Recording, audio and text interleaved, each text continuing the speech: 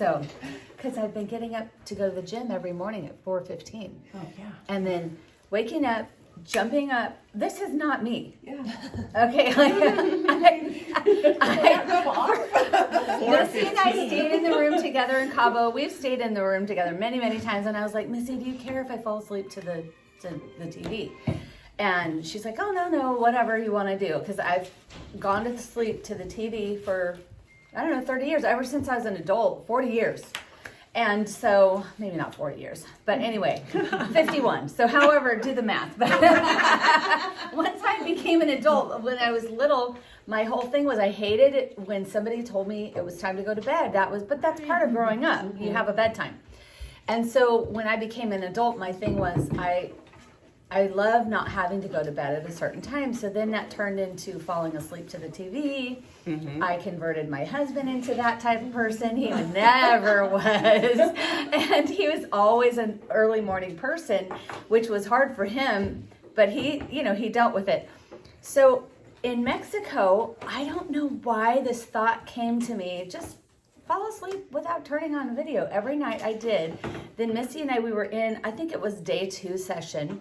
At the end of the day, it was exhausting. Everybody thought we were there just on a vacation. No. I mean, it was beautiful. It was great. But it was intense. And then after all the sessions, everybody on the beach had their laptops open. We were working.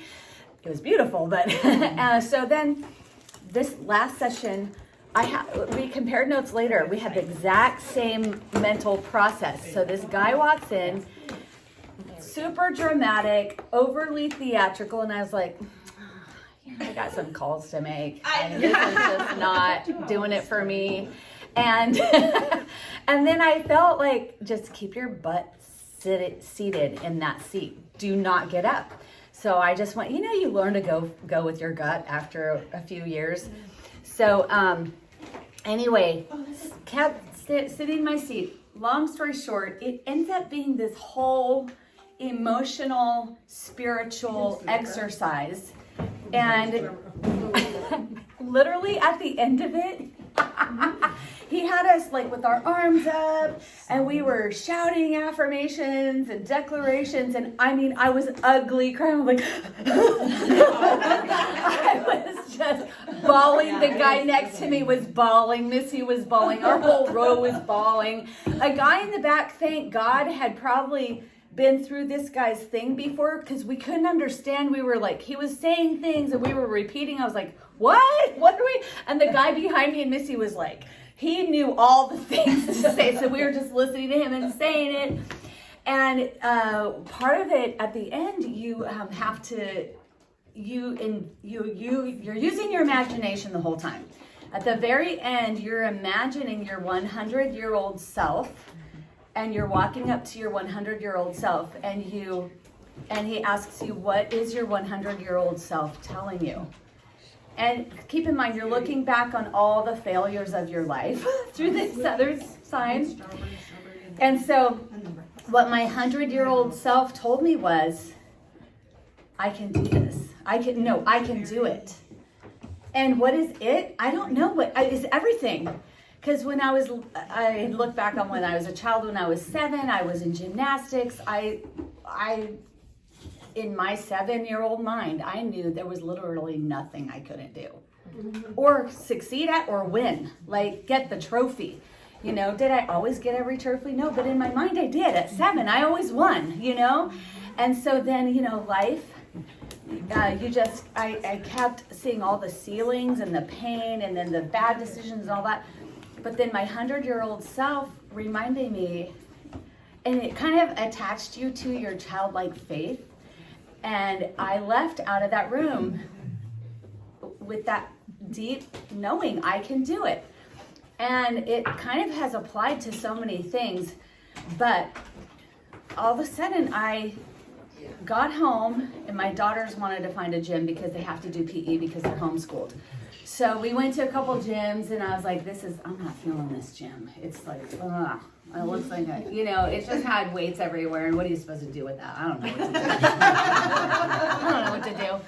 And Missy had told me about Tai Chi in Cabo. I was like, I've always wanted to try Tai Chi. It looks so beautiful. And she used to do it. And so I had that in my brain. And we toured Villa Sport, my daughters and I. And then they took us to this room. And this is the balance room. And they have yoga and they have something that's kind of like Tai Chi. And I was like, that, I don't know. It just, and then the more we toured that place, they have this relaxation room. It feels like a spa. Manu had told me about this place over a year ago, but I was like, I'm not gonna work out. And then so then I think, what's it, the next day Manu and I were meeting about something. I'm like, I'm gonna go sign up at that gym. Do you want to just go with me? And so we did, and I've gone every single day. And then I woke up like at 4 a.m. and I thought, I'm awake. Why don't I just go to that gym?